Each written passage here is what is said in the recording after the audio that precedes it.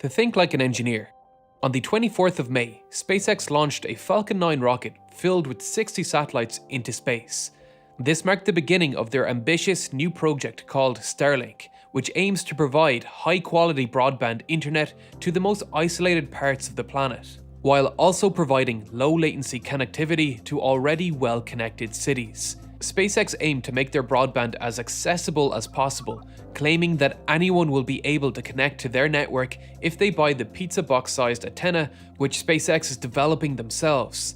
This launch of 60 satellites was just the first of many. SpaceX has 12,000 satellites planned for launch over the next decade, dramatically increasing the total amount of spacecraft around Earth's orbit.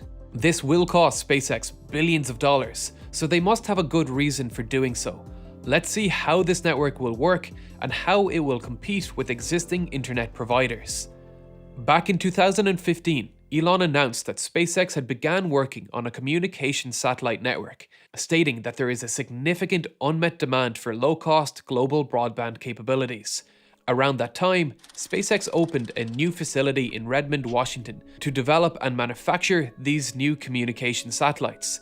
The initial plan was to launch 2 prototype satellites into orbit by 2016 and have the initial satellite constellation up and running by 2020. But the company struggled to develop a receiver that could be easily installed by the user for a low cost. This delayed the program, and the initial prototype satellites weren't launched until 2018.